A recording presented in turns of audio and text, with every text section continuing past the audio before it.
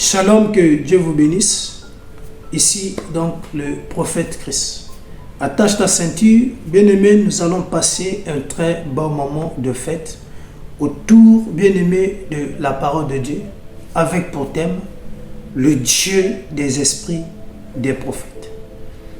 Alors, bien-aimé, de la même manière que le poisson est à l'aise dans l'eau, le lion à l'aise dans la forêt, un chrétien aussi doit être à l'aise dans la parole de Dieu. Là où on parle de l'évangile, le chrétien doit jubiler. Lorsqu'on libère des rémants, le chrétien doit se sentir à l'aise, tout simplement parce que la parole est son milieu de vie, c'est son environnement. Et c'est dans la parole qu'il puise encore plus de force. Donc attache ta ceinture de là où tu es, car nous voulons décoller. Donc, bien-aimé, si tu n'attaches pas bien ta ceinture, lorsque nous allons prendre les ondes de turbulence, tu pourras te perdre. Raison pour laquelle, sois connecté et concentré, et que le Saint-Esprit t'aide de là où tu es, qu'il ouvre ton intelligence, afin que la parole qui sera ensemencée en toi puisse produire des bons résultats, et que le Saint-Esprit arrive à te convaincre que ce que nous allons prêcher ici n'est autre que la vérité, rien que la vérité. Que Dieu vous bénisse. Attachez les ceintures, c'est parti. Alors, écoute-moi bien-aimé.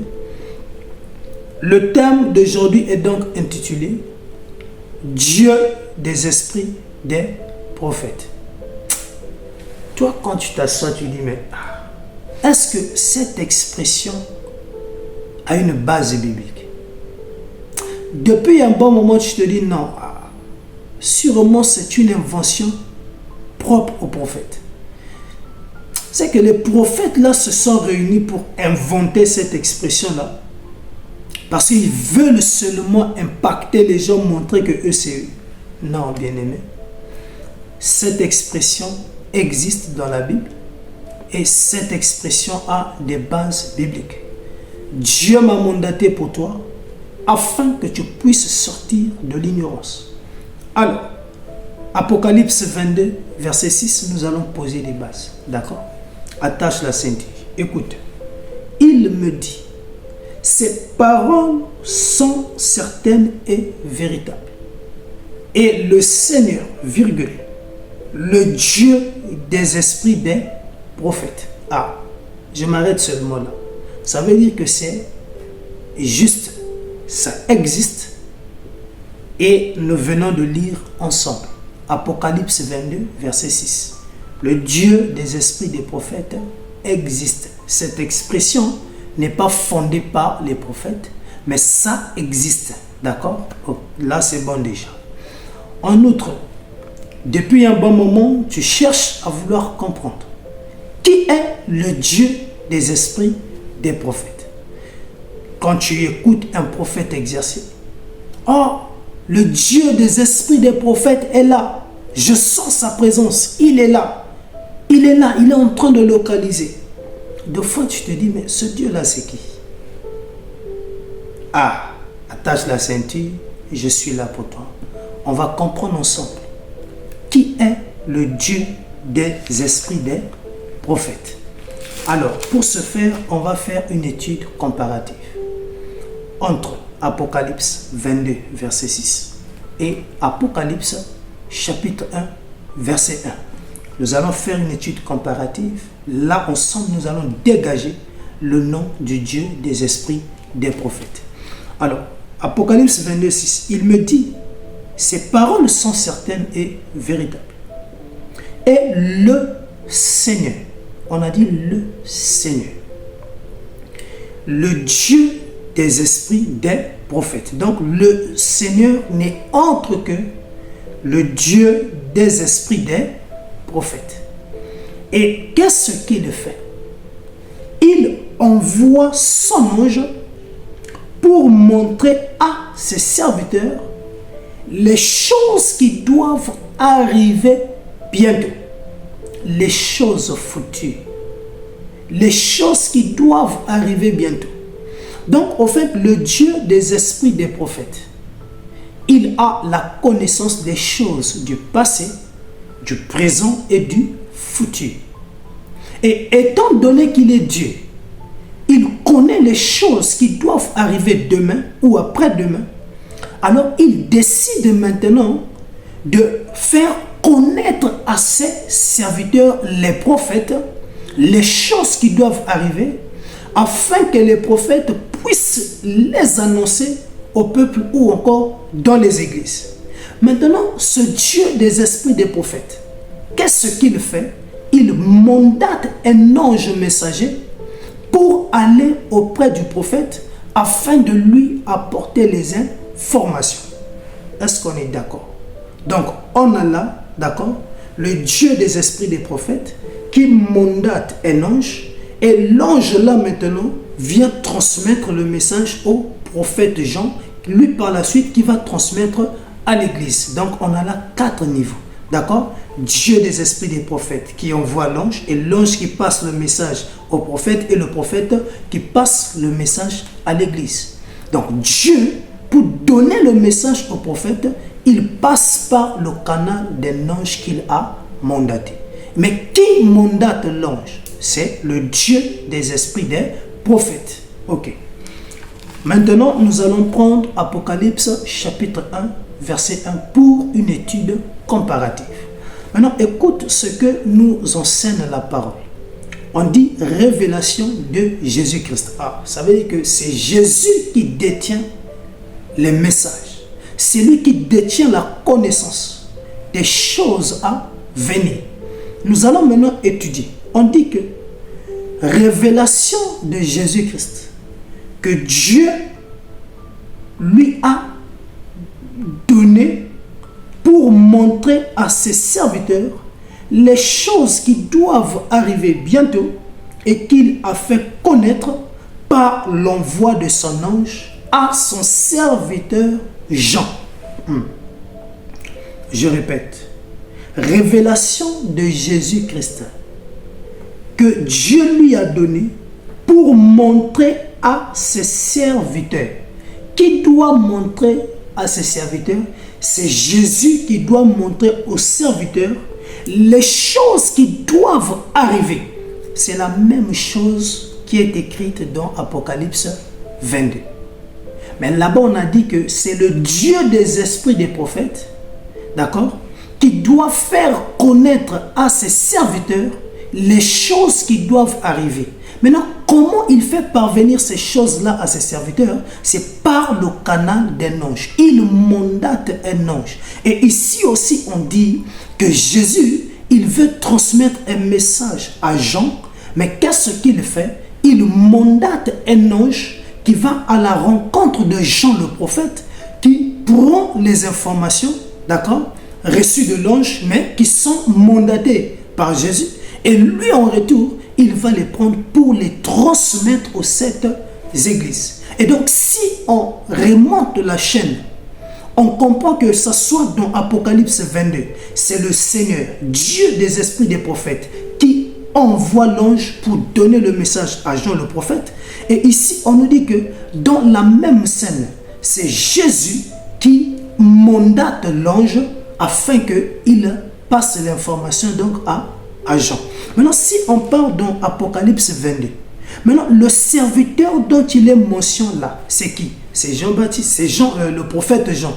Mais le prophète Jean, tout le long du livre d'Apocalypse, un ange a été mandaté à ses côtés pour lui transmettre les informations, pour lui dire, lui montrer les choses qui doivent venir, les choses futures. Mais cet ange-là a été mandaté par qui? Et nous le savons tous, que l'ange a été mandaté par le Seigneur Jésus-Christ. Et je dirais haut et fort que le Dieu des esprits des prophètes, c'est le Seigneur Jésus-Christ. Est-ce qu'on se comprend? Est-ce qu'on se comprend? Non, tu dis, frère Christ, est-ce que ce que tu dis là, ça a un sens? Alors, écoute-moi. Qui donne le ministère prophétique? Qui mandate les prophètes? Qui choisit les prophètes? D'accord? Parce que jusqu'à là, une question demeure. Est-ce que Jésus est Dieu? On va y arriver tout à l'heure. Mec, attache ta ceinture. Pas à pas. Nous prenons Éphésiens chapitre 4, verset 4. Écoute. Il y a un seul corps, un seul esprit, comme aussi vous avez été appelés à une seule expérience par votre vocation. Il y a un seul Seigneur, une seule foi, un seul baptême, un seul Dieu et Père de tous, qui est au-dessus de tous et parmi tous et en tous. Le verset 7. Mais à chacun de nous, la grâce a été donnée selon la mesure du don de Christ. C'est pourquoi il est dit, étant monté en haut, il a emmené des captifs et il a fait des dons aux hommes. Qui a fait les dons aux hommes? Et de quel don il est mentionné ici? Donc, Éphésiens 4, on parle des ministères. D'accord? Et si on prend maintenant le verset 11, et il est écrit qu'il a donné les uns comme apôtres, les autres comme prophètes, les autres comme évangélistes, les autres comme pasteurs et docteurs. C'est Jésus-Christ qui choisit un homme. Il met dans cette personne la sémence prophétique, c'est-à-dire l'esprit des prophètes. D'accord? Donc, il appelle cette personne au ministère prophétique. D'accord? Et par la suite, qu'est-ce qui se passe? Il prend l'homme, il le fusionne avec la sémence prophétique, c'est-à-dire avec l'esprit des prophètes, qui n'est autre que le ministère des prophètes. Et voilà comment la personne fusionne avec le ministère pour devenir, d'accord, un prophète. C'est-à-dire, je me répète, le ministère prophétique fusionne avec un homme et l'homme et le ministère deviennent une même personne et l'homme prend le nom du ministère, c'est-à-dire ministère prophétique, plus un homme qui fusionne, l'homme devient prophète. Ou encore ministère de prophète qui s'associe avec un homme et l'homme prend le nom du ministère, il devient prophète. Pourquoi c'est fait à cette image? Écoutez, Jean chapitre 1 verset 1 nous dit que Dieu est la parole. Dieu est la parole. Mais la même parole au verset 14 est devenue un homme. Le même Dieu, créateur des cieux et la terre, qui est la parole, devient un homme. Et cet homme-là, c'est Jésus. Mais qu'est-ce qui s'est passé? Écoutez, c'est tout simplement que la parole a fusionné avec un homme. Et la parole est devenue faite chair.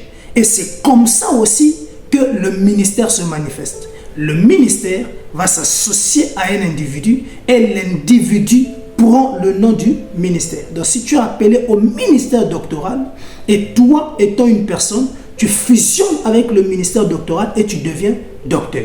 Ministère pastoral, tu t'associes avec, tu deviens pasteur. D'accord? Donc c'est comme ça que ça se passe. Qui donne les ministères? C'est Jésus. C'est lui qui nous appelle au ministère. Et pour le cas du prophétique, il met dans l'homme la sémence prophétique. Et cette sémence-là prédispose la personne à exercer dans le ministère de prophète. C'est Jésus qui donne. Ce n'est pas quelqu'un d'autre. C'est Jésus qui donne les ministères. D'accord? Et c'est lui-même qui choisit la personne. Il met dans cette personne la sémence prophétique. Et jusqu'à ce que la personne fusionne avec la sémence et il prend le nom de son ministère, c'est-à-dire il devient donc un prophète. Maintenant, si c'est Jésus qui mandate les prophètes, mais ça veut tout simplement dire que c'est lui le Dieu des prophètes, en fait. C'est lui le Dieu qui inspire les prophètes. C'est lui le Dieu qui appelle les prophètes. Donc, c'est pour te dire, lorsqu'on dit Dieu des esprits des prophètes, ce n'est autre que le Seigneur Jésus-Christ. Et lui qui détient la connaissance de toutes choses, lui qui connaît les choses à venir, lui qui connaît aussi qu'il doit venir prendre son église, à ce moment-là, il doit s'arranger que le terrain soit préparé. Alors il mandate un ange avec un message qui va rencontrer un prophète, et ce prophète, quand il réceptionne le message, alors il rentre dans son état présent de son ministère pour exercer dans le but de transmettre le message au peuple.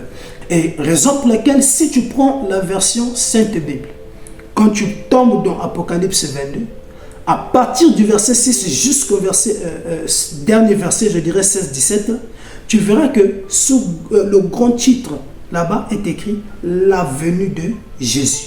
Donc les choses à venir, ce sont les événements qui doivent arriver et qui vont annoncer la venue du Seigneur Jésus-Christ. Donc le Dieu des esprits des prophètes, c'est le Seigneur Jésus-Christ.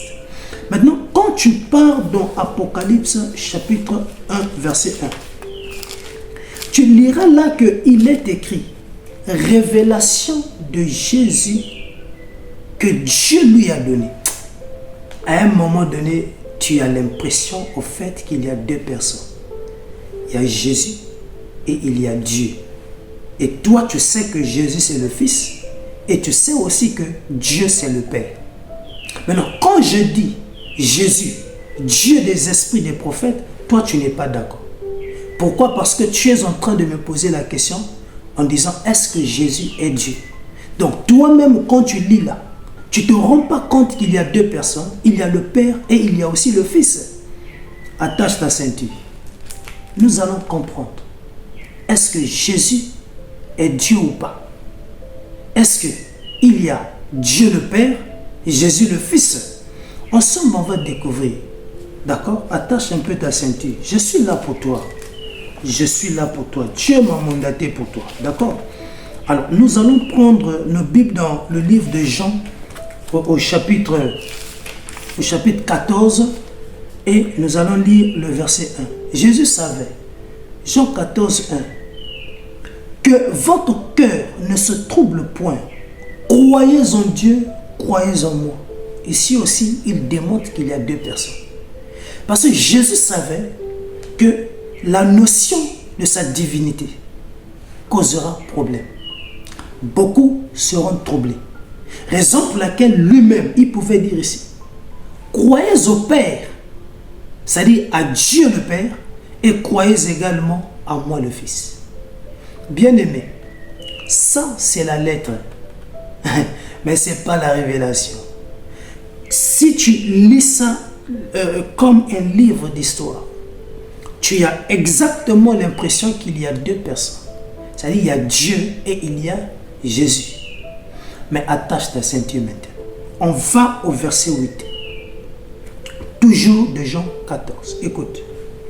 Philippe lui dit, bon, vu que tu parles du Père là, tu nous dis de croire au Père et de croire aussi en toi. Maintenant, dis-nous maintenant, où est le Père? Montre-nous le Père. Et cela nous suffit. La question est, montre-nous le Père. Jésus lui dit, il y a si longtemps que je suis avec vous. C'est bizarre. Montre-nous le Père et cela nous suffit. La réponse est que il y a si longtemps, je suis avec vous. Ici, Jésus est en train de s'identifier au Père. Il avance. Et tu ne m'as pas connu. Philippe veut connaître le Père et Jésus lui répond, donc depuis que je suis avec toi, tu ne m'as toujours pas connu. Ah, là il y a un problème. Il dit, je me répète, il y a si longtemps que je suis avec vous et tu ne m'as pas connu, Philippe. celui qui m'a vu a vu le Père. Oh. Celui qui m'a vu a vu le Père. Donc, vous êtes sûr que celui qui voit ma personne là a vu mon Père?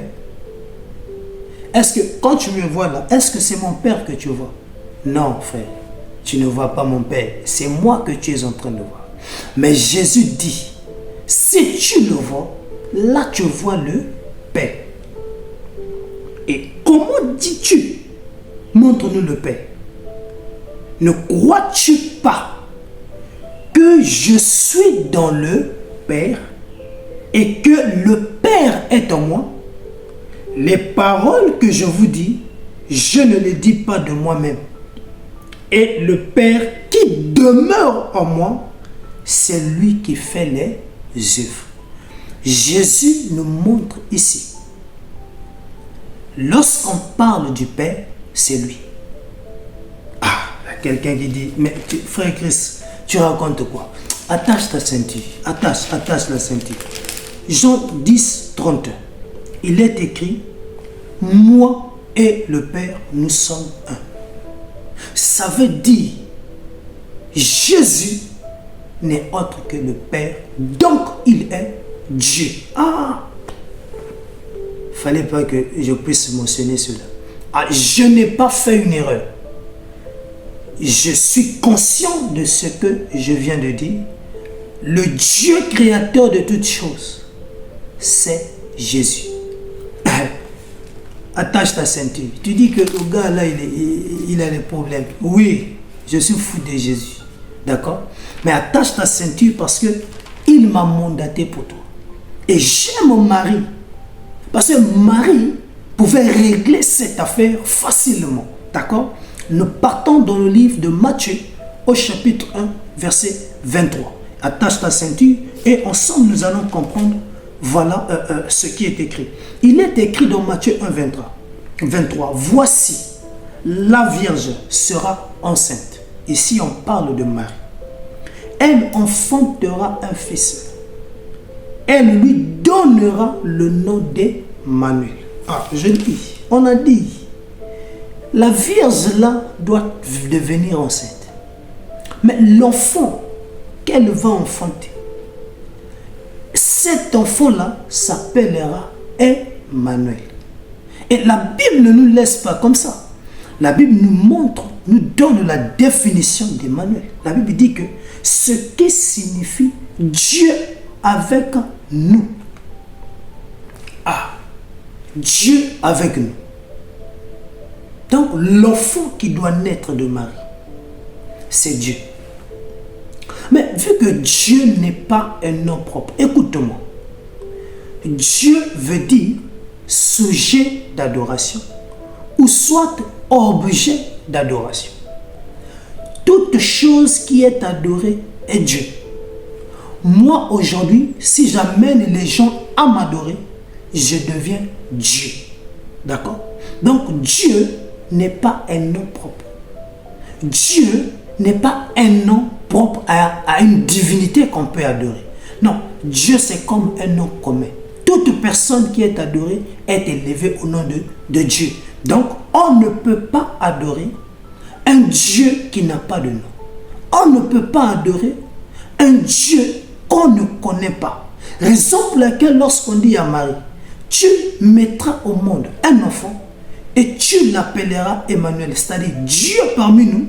Alors Marie a dit non, mais ça ne marche pas. Comment je vais mettre au monde Dieu? Maintenant, ce Dieu-là, quel est donc son nom?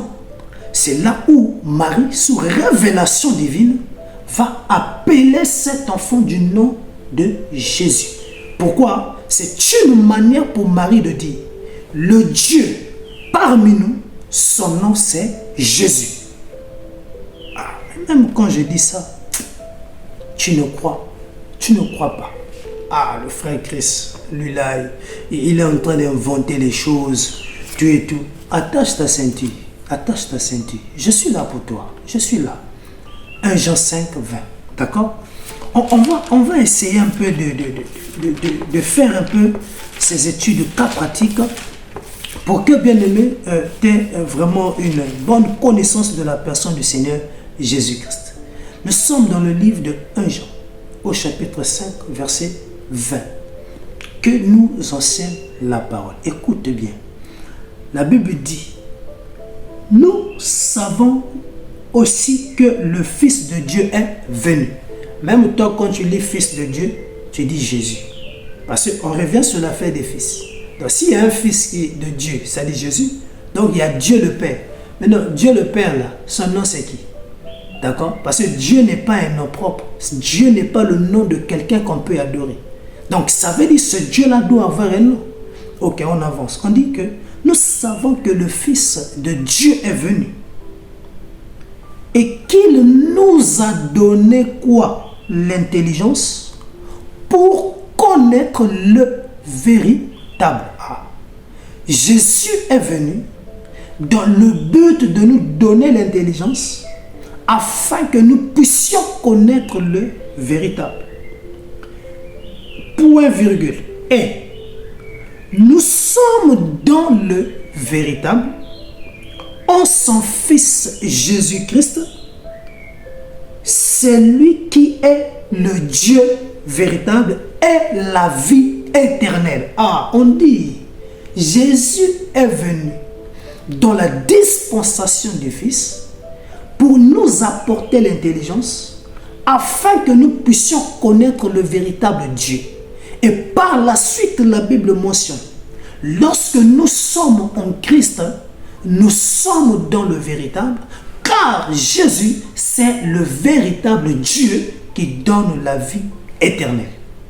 Même quand tu écoutes ça, tu dis, mais le gars là, on dirait, sa tête ne fonctionne pas. C'est pas grave. Apocalypse, chapitre 1, verset 8. Écoute, je suis en train de donner tout ça pour que tu puisses croître. Mais attache ta ceinture, je te réserve les bombes. D'accord?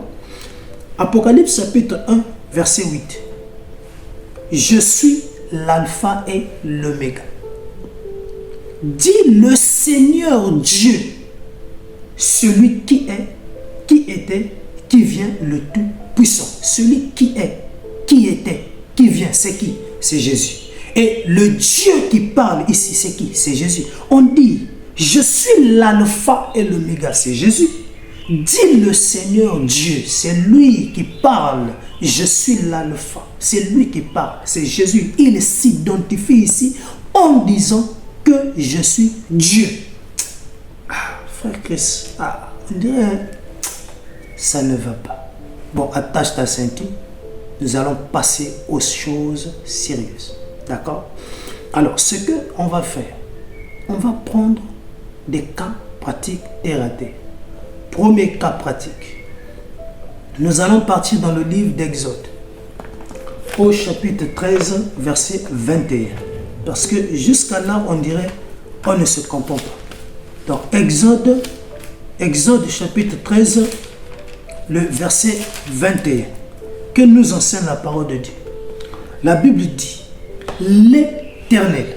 Lorsqu'on parle de l'Éternel, c'est Dieu. Lorsqu'on parle de l'Éternel, c'est Dieu que toi tu qualifies Dieu le Père. C'est lui. Ok. L'Éternel alla devant eux, virgule, le jour dans une colonne de nuée pour les guider sur le chemin et la nuit dans une colonne de feu pour les éclairer afin qu'ils marchassent jour et nuit. L'Éternel alla au-devant d'eux, le jour sous la nuée de gloire, le soir sous la forme de la colonne de feu. Ici, c'est en fait la sortie des enfants d'Israël d'Égypte pour aller à Canaan. Et Dieu pouvait dire que lui-même, il allait les guider. Donc, l'Éternel décida d'être leur guide. Et il pouvait se présenter à eux la journée sous forme de la colonne de nuée et le soir sous forme de la colonne de feu. Qui parle de la colonne de nuée, qui parle de la colonne de feu, n'est autre que l'Éternel. Donc, dans l'Ancien Testament, qui dit colonne de feu, dit colonne de nuée, ce n'est autre que l'Éternel, c'est-à-dire Dieu. Vous allez voir même dans 2 Chroniques 5, à partir du verset 12 jusqu'au verset 14, le jour de la dédicace du temple, Dieu était descendu le jour de la dédicace, mais sous forme de la colonne de feu. Et même au nombre 12, il pouvait descendre dans la nuée pour venir à la rencontre d'Aaron et Myriam. Donc c'est pour dire que la colonne de feu, la nuée de gloire, c'est Dieu. Ok, si tu peux noter ça, c'est bon. Alors, on va aller dans le Nouveau Testament et on va chercher à comprendre, bien aimé, la même nuée là, c'est qui? Acte chapitre 9. Acte chapitre 9. Peut-être que jusqu'à là, tu ne crois pas à ce que je suis en train de dire. Donc, retiens que dans l'Ancien Testament, l'Éternel, c'est la nuée, d'accord, de gloire, comme la colonne de feu. Maintenant, dans Acte chapitre 9, ici, nous parlons de la conversion de Saul, qui deviendra plus tard Paul. Il reçoit mandat d'aller persécuter l'église de Dieu à Damas. Et là, maintenant, il s'en va pour Damas. En cours de route, quelque chose va se passer. Et cependant, Saul, respirant encore la menace et le meurtre contre les disciples du Seigneur, se rendit chez le souverain sacrificateur. Et il lui demanda des lettres pour les synagogues de Damas, afin qu'il s'y trouvait des partisans de la nouvelle doctrine, hommes ou femmes, et il les amena liés à Jérusalem. Donc il partit pour ça. Maintenant, comme il était en chemin, et qu'il approchait de Damas, tout à coup, une lumière venant du ciel resplendit autour de lui. On a dit lumière. Dans d'autres versions bibliques, il est écrit colonne de nuée. Exactement comme il est écrit dans Exode chapitre 13, verset 21. Et là-bas, on sait que la lumière, la colonne de nuée, c'est l'Éternel, c'est Dieu. Maintenant, ici aussi, la même nuée vient apparaître à Saul de Tarse. Ah, comment une nuée va apparaître le jour? C'est un mystère. Il voit la lumière venant du ciel, resplendit autour de lui. Il tomba par terre et il entendit une voix qui lui disait: Saul, Saul, pourquoi me persécutes-tu? La nuée parle. La nuée dit à Saul: pourquoi me persécutes-tu? Le verset 5, il répondit: qui es-tu, Seigneur? Paul questionne la nuée: qui es-tu, Seigneur? Et le Seigneur dit, c'est-à-dire la nuée dit: je suis Jésus que tu persécutes. Ah. La nuée dit à Saul: je suis Jésus. La nuée dans l'Ancien Testament, on a dit que c'était l'Éternel. Et dans le Nouveau Testament, lorsque Saul questionne la nuée dit que je suis Jésus. Donc la même nuée qui est égale l'Éternel dans l'Ancien Testament, dans le Nouveau Testament, la même nuée s'identifie à Jésus. Ça veut dire qu'il parle de nuée égale Dieu, égale l'Éternel, égale Jésus. Donc Jésus est Dieu. Et c'est la nuée qui a conduit les enfants d'Israël d'Égypte à Canaan. Il y a quelqu'un qui boude. Ah, mais tu as inventé ça. On a lu. Bon, tu n'es toujours pas convaincu. Ah, frère Chris. Ah, ce que tu dis là, ok. Attache ta ceinture. On va prendre un autre cas pratique. On va partir dans le livre de Puissant. On va partir dans le livre de Puissant. Et là, nous partons dans Psaume 24. À partir du verset 7. Nous sommes au ciel. Et étant au ciel, les anges sont en train d'adorer. Et les anges adorent celui qui est assis sur le trône. Les anges se disent: que Dieu est sur le trône. Et donc, on doit l'adorer. Parce qu'il mérite la louange et l'adoration. Et au moment qu'ils sont en train d'adorer, quelques temps après, une voix va se faire entendre. Écoutez. Porte, élevez vos linteaux, élevez-vous, porte éternelle, que le roi de gloire fasse son entrée. Ils ont dit, mais le roi de gloire fasse son entrée. Mais le roi là, c'est qui? Ils vont poser la question au verset 8. Mais qui est ce roi de gloire? Parce que nous, on est en train d'adorer le trône. On adore celui qui est sur le trône. Mais on nous dit tout d'un coup d'arrêter parce que le roi de gloire doit rentrer. Et donc, ça veut dire que ils étaient en train d'adorer un trône vide. Ça veut dire que Dieu n'était pas là. Et eux, au moment qu'ils sont en train d'adorer, ils se disent qu'il est là. Or, au fond, il n'est pas là. Raison pour laquelle une voix se fait entendre pour leur dire « Élevez vos linteaux, le roi de gloire doit faire son entrée. » Et ils ont questionné. Ils ont dit que l'Éternel fort et puissant. On a dit que l'Éternel, c'est Jésus. Mais tu ne crois pas. L'Éternel puissant dans les combats.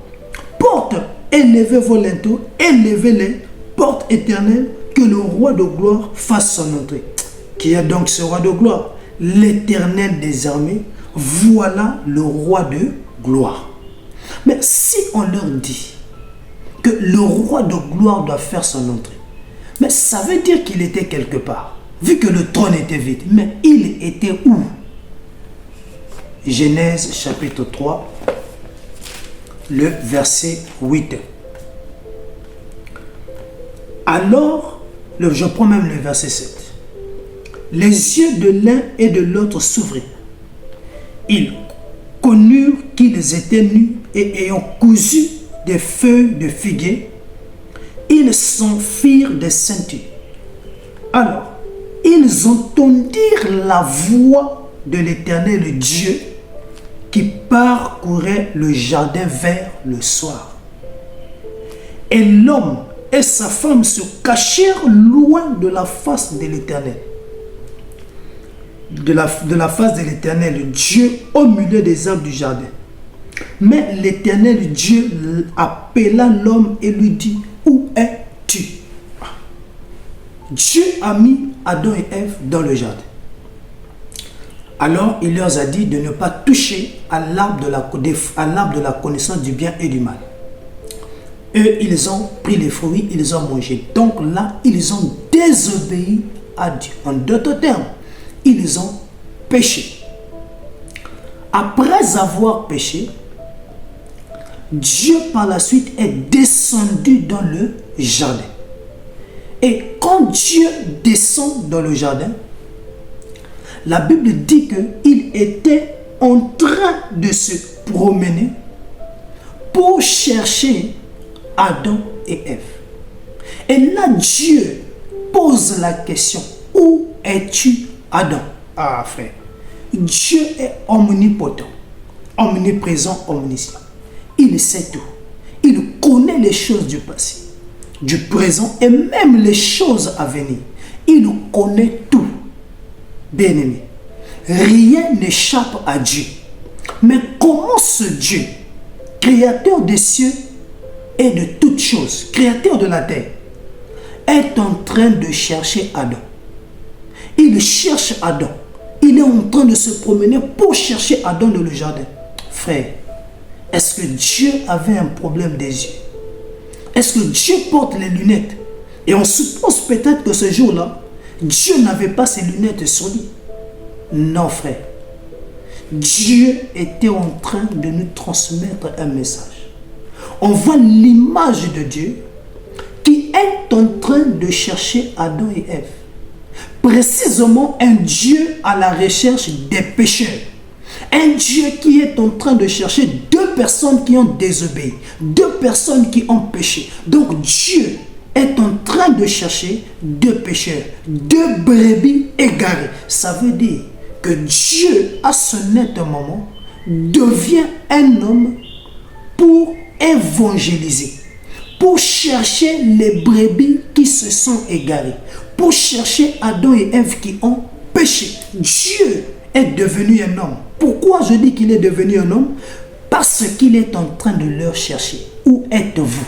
C'est quelqu'un qui est en train de faire l'évangélisation. Ah, frère Chris, tu as ramassé ça où? C'est clair. Et regarde, ce n'est pas Dieu qui est allé là où se trouvait Adam. Mais Dieu a posé la question. Où es-tu? Il posa la question à l'homme. Mais l'Éternel, Dieu appela l'homme et lui dit, où es-tu? Verset 10 maintenant. Il répondit, l'homme, j'ai entendu ta voix dans le jardin, j'ai eu peur parce que je suis nu et je me suis caché. Ça veut dire que l'homme s'était caché et Dieu ne voyait pas l'homme. Et Dieu a continué à chercher. Et il a demandé, où es-tu? Bien aimé, c'est clair. Donc ici, Dieu est un homme qui est descendu pour chercher les pécheurs. On va avancer. Ok. Si tu n'arrives toujours pas à croire, attache la ceinture.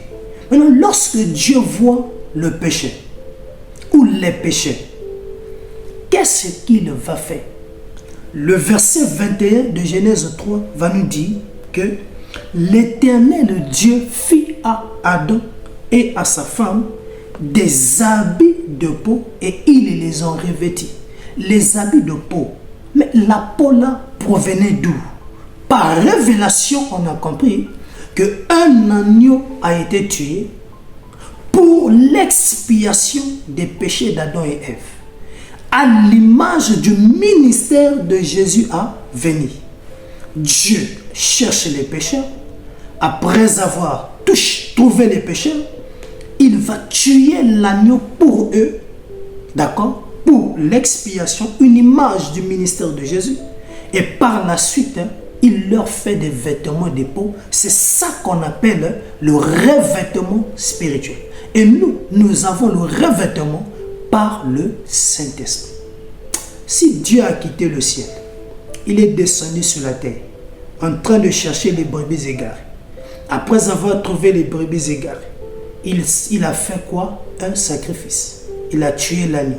Il a versé le sang pour le pardon de leurs péchés. Ça ne te dit rien. Là où tu es là, lecteur de la Bible, est-ce que ça ne t'amène pas quelque part? Attache ta ceinture. Jean chapitre 1. Jean chapitre 1, nous allons voir cette même image qui va se répéter dans le ministère de Jésus. Jean chapitre 1, verset 1, que nous enseigne la parole de Dieu. La Bible dit, au commencement était la parole. Et la parole était avec Dieu. Et la parole était Dieu. Qui dit parole dit Dieu. Dieu est la parole. Mais le verset 14. Et la parole a été faite chair. La parole qui est Dieu, le Père, est devenue faite chair, mais sous la dispensation du Fils Jésus. Ça veut dire quoi? Ça veut dire que c'est la même personne, mais qui joue des rôles. Il joue le rôle du Père, en même temps, il joue le rôle du Fils. Et je vais te choquer. Aujourd'hui, il joue le rôle du Saint-Esprit. C'est la même personne. Raison pour laquelle, même en matière de baptême, allez et baptisez-les au nom du Père, Fils et Saint-Esprit. Vous avez l'impression qu'il y a 3 personnes. Nous tous, on a fait français. Quand on dit « oh non », s'il y a 3 personnes, le « oh » là doit prendre X à la fin. On doit écrire A-U-X. Et le nom doit avoir S à la fin. Mais lorsque vous regardez l'expression O-A-U, non sans S, ça veut dire que c'est le singulier. En d'autres termes, Père, Fils, Saint-Esprit représente une même personne. Raison pour laquelle, toi qui boudes que Jésus n'est pas Dieu, on a dit de baptiser au nom du Père, Fils et Saint-Esprit. Montre-moi dans la Bible quelle est la personne qui a été baptisée au nom du Père, Fils et Saint-Esprit. Aucune personne. Tous ceux qui ont été baptisés dans la Bible, c'est au nom du Seigneur Jésus-Christ. Parce que le Père, il est Seigneur. Le Fils, c'est Jésus. Et l'Esprit Saint, le Ouin, l'Esprit, c'est Christ. Donc, Seigneur Jésus-Christ, ça veut dire que c'est une même personne qui joue trois rôles. Il joue dans le Père, il joue dans le Fils, il joue aujourd'hui dans l'Église sous la dispensation du Saint-Esprit. Ce n'est pas trois personnes, c'est une personne, mais qui joue des rôles. C'est comme moi, devant toi ici, tu peux m'appeler prophète. Je suis agent de santé. Quand je pars au boulot, d'accord, je deviens un biologiste. En même temps, je joue aussi au ballon. Et quand je vais là-bas, on m'appelle par Pelé. Je surnomme comme ça, donc je deviens joueur. Donc ici, Chris Maoukou, il est à la fois joueur, biologiste et serviteur de l'Éternel. Est-ce que ça fait de moi trois personnes? Non. Une personne, mais qui joue trois fonctions. Ça veut dire qui opère dans trois dimensions. C'est ce que ça veut dire. D'accord? Alors, le Dieu, la parole, et il devient faite chair. Ça veut dire que la parole là devient un homme. L'homme là, c'est Jésus. Maintenant, quand Jésus vient, ça veut dire que Dieu a quitté le ciel. Il est descendu sur la terre dans la dispensation du Fils qui est Jésus, au même titre qu'il pouvait quitter le ciel et descendre dans le jardin d'Éden. Mais lorsque Dieu était descendu dans le jardin d'Éden, c'était pourquoi? La Bible dit, c'était pour chercher Adam et Ève, c'est-à-dire les brebis égarées. Maintenant, si Jésus est Dieu, mais lui, quand il est venu sur terre, il est venu pourquoi? Matthieu 15, 24 va nous donner la réponse, d'accord, à cette question-là. D'accord? Matthieu 15, 24. C'est Jésus qui parle. Je n'ai été envoyé qu'aux brebis perdues de la maison d'Israël. Ah, donc Jésus aussi, quand il est descendu, il est venu chercher les brebis égarées au même titre que Dieu qui cherchait les brebis égarées dans le jardin, c'est-à-dire Adam et Ève. Jésus aussi, il est venu chercher les brebis égarées. Mais lorsque Dieu a vu Adam et Ève, les pécheurs, il a fait quoi? Il a tué l'agneau pour le sacrifice. Mais Jésus aussi est allé à la croix. D'accord? Et lorsque Dieu tuait là-bas, il était sacrificateur. D'accord? Jésus aussi était un sacrificateur. Il s'est donné à la croix. Et comment qualifier Jésus comment Jésus était qualifié par Jean-Baptiste? Écoute, Jean 1, 29, il dit, voici l'agneau de Dieu qui ôte le péché du monde. Jésus est identifié à un animal. De la même manière que l'animal a été tué dans le jardin. De la même manière, il s'identifie à un animal. Et cet animal est allé à la croix, a été tué pour le pardon de nos péchés. Donc Jésus a fait exactement la même chose que Dieu le Père dans l'Ancien Testament. Et Jésus a dit, je ne vous laisserai pas orphelins, mais je vous enverrai le Saint-Esprit. Et quand il vient sur nous, ça devient un revêtement. En d'autres termes, les vêtements de peau que Dieu avait fait à Adam et Ève, Jésus nous a fait les vêtements par le Saint-Esprit. Jusqu'à là aussi, si tu ne crois pas, c'est qu'il y a un problème. D'accord? Ah bon, écoute, je suis là pour toi. Si tu n'arrives toujours pas à me croire, c'est pas grave. D'accord? Je prends un autre point pour te démontrer ici clairement que Jésus est Dieu. Nous allons prendre Ésaïe 35. Et ici, nous allons juste prendre le verset 4 et 6. Et après, nous allons partir dans Matthieu chapitre 11. Nous allons prendre le verset 1 jusqu'au verset 6. Alors, ici, il est écrit.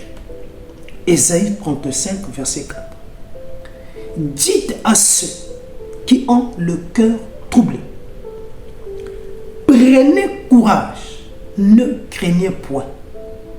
Voici votre Dieu. C'est écrit avec des majuscules. Voici votre Dieu. La vengeance viendra. La rétribution de Dieu. On dit, il viendra lui-même. Il viendra lui-même. Il est mis pour qui? Le il là est mis pour Dieu avec un grand D. Et la Bible dit que Dieu lui-même viendra et vous sauvera. Dieu dit lui-même, il descendra pour nous sauver. Donc dites à ceux qui ont le cœur troublé, prenez force et courage, car notre Dieu lui-même viendra pour nous sauver. Et par la suite, qu'est-ce qui va se passer? Verset 5. Alors, s'ouvriront les yeux des aveugles à la descente de Dieu. Les yeux des aveugles s'ouvriront. Les oreilles des sourds s'ouvriront. Alors les boiteux sauteront comme un cerf, car des eaux jailliront dans le désert et des ruisseaux dans la solitude. Les yeux des aveugles s'ouvriront. Les oreilles également des sourds vont s'ouvrir. Les boiteux vont marcher. Les morts seront ressuscités. Quand je dis ça, est-ce que ça ne t'amène pas quelque part? On dit Dieu lui-même descendra, et à sa descente, il viendra pour sauver. Jésus est venu pourquoi? C'est pour nous sauver. Pour te sauver et pour me sauver. D'accord? Et Matthieu 11, c'est l'accomplissement d'Ésaïe 35. Jean, ayant entendu parler dans sa prison des œuvres du Christ, lui fit dire par ses disciples. Donc Jean attendait la venue de Jésus. Quand il a présenté Jésus, ok. Après, il est allé en prison. Il a écouté ce que Jésus était en train de faire de son ministère. Et là, maintenant, il a été un peu troublé. Alors, il a fait appel à ses disciples. Il a dit à ses disciples, allez vers Jésus, posez-lui quelques questions. Le verset 2, la question est la suivante. Es-tu celui qui doit venir? Vu qu'ici on a dit, il viendra lui-même. Et lui, il dit, es-tu celui qui doit venir? Ou devons-nous attendre un autre? Il y a quelqu'un qui va me dire ici, on parle du Messie. C'est que pas grave. Jésus lui répondit, allez rapporter à Jean ce que vous avez, ce que vous entendez et ce que vous voyez. Les aveugles voient.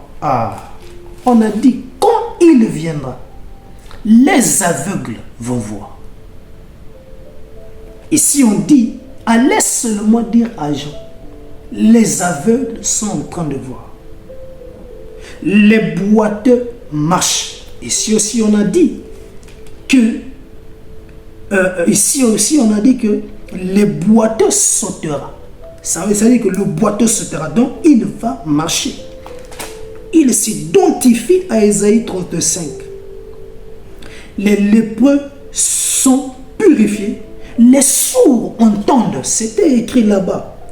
Les morts ressuscitent et la bonne nouvelle est annoncée aux pauvres.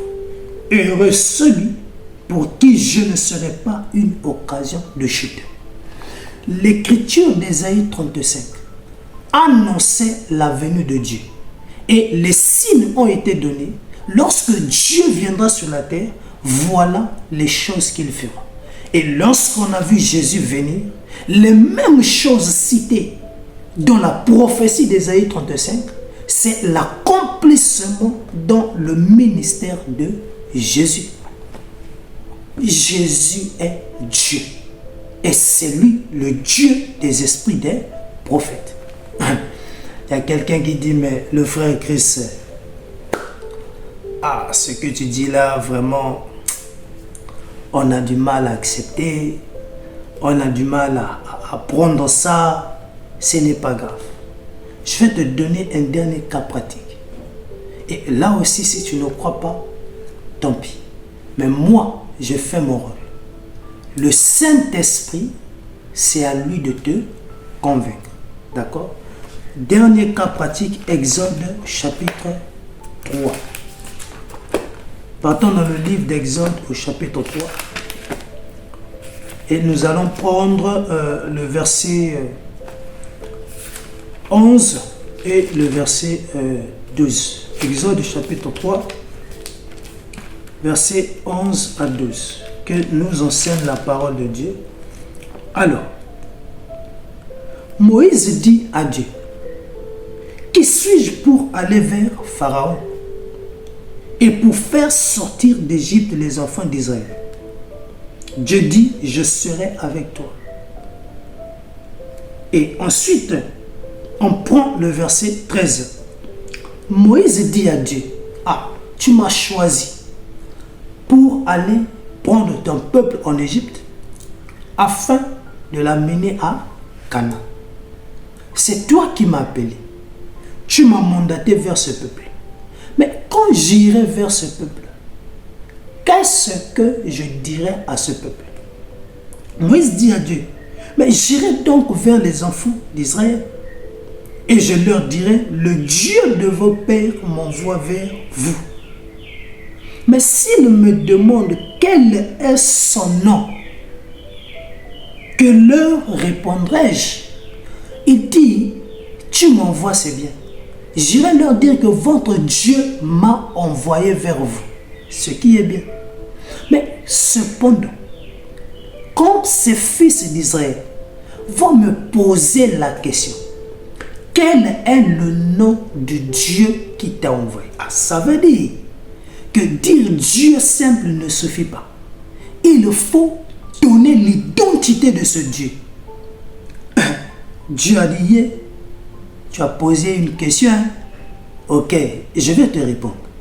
14, Exode 3, verset 14. Dieu dit à Moïse, je suis celui qui suis. Il ajouta, c'est ainsi que tu répondras aux enfants d'Israël. Celui qui s'appelle je suis m'a envoyé vers vous. Je suis le présent. Et je suis, à bien voir, ça se rapproche de Jésus. Je suis Jésus. Je suis Jésus. Dieu a dit, je suis. Attache la ceinture. Jean chapitre 8, le verset 58. Que nous enseigne la parole de Dieu. Alors ici, nous sommes dans un contexte cas pratique où Jésus est devant les Juifs. Alors, il y a échange entre eux. Alors, Jésus va prendre la parole. Et Jésus leur dit, en vérité, je vous le dis. Avant qu'Abraham ne fût passé, je suis. Jésus dit, avant qu'Abraham ne fût, avant qu'Abraham ne puisse naître, je suis. Regardez un peu. Entre Jésus et Abraham, physiquement parlant, qui était l'ancêtre de l'autre? Abraham était son ancêtre. Parce que après Abraham, Isaac, après Isaac, Jacob. De Jacob est venu 12 tribus. Et de Judas, on a rattaché Jésus qui est sorti de là. Mais regardez les générations qui sont passées. Donc, entre Jésus et Abraham, il y a vraiment l'écart. Mais Jésus nous dit qu'il a existé avant même qu'Abraham ne vienne au monde. Et il dit même votre père Abraham, lorsqu'il a pris de moi, il a tressailli de joie. Même ceux-là ont dit que le gars là, il est fou. Comment tu peux dire que tu as vécu avant le père Abraham? Tu n'as même pas 50 ans, tu n'as même pas 30 ans, tu n'as même pas 40 ans, tu n'as même pas 70 ans. Mais tu dis que toi là, tu es plus âgé qu'Abraham. Tu as existé avant lui. Non. Ici, la réponse de Jésus. Quand il dit « je suis », il s'identifie à l'Éternel lorsqu'il visita Moïse. Moïse questionna Dieu. « Qui es-tu » Et Dieu répondit en disant « je suis ». L'identification de Dieu « je suis » est la même formule utilisée par Jésus pour s'identifier devant les Juifs. Jésus est Dieu. Et ce Dieu Jésus, c'est lui-là qui mandate les prophètes.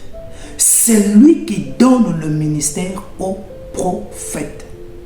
Et c'est lui qui fait connaître aux prophètes les choses à venir par l'envoi d'un messager. Comme également lui-même, il peut venir vers le prophète pour lui donner les infos afin que le prophète en retour puisse les transmettre aux autres. Frère Christ, oui, Apocalypse 10, le verset 1 au verset 2, ou le verset 1 seulement, nous démontre la personne de Jésus. Je vis un autre ange puissant. Lorsqu'on parle d'un ange puissant, c'est Jésus, qui descendait du ciel enveloppé d'une nuée. Au-dessus de sa tête était l'arc-en-ciel, et son visage était comme le soleil, et ses pieds comme des colonnes de feu. Il tenait dans sa main un petit livre. Et c'est dans ce livre-là où il y avait la révélation des choses à venir. Et il dira maintenant que ce livre-là, il faut le donner à Jean. Et Jean le prophète, qu'il puisse avaler le livre, et au verset 11, afin qu'il puisse prophétiser pour les nations. Donc, c'est Dieu lui-même qui a le message, qui le transmet au prophète, et le prophète maintenant est censé sonner la trompette, est censé prophétiser. Ici, prophétiser est dans le cadre de l'enseignement. Enseigne ce que tu as reçu. Mais qui inspire le prophète? C'est Jésus.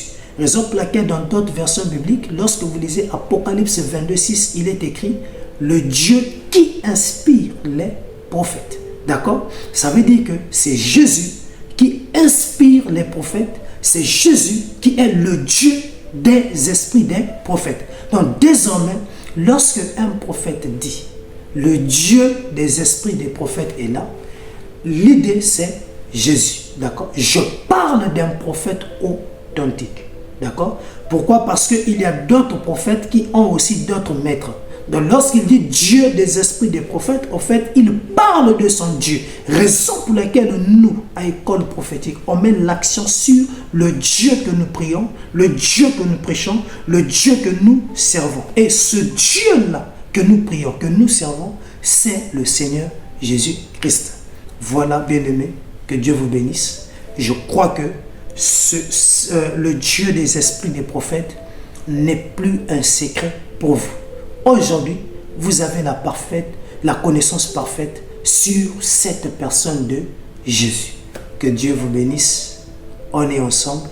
Merci beaucoup.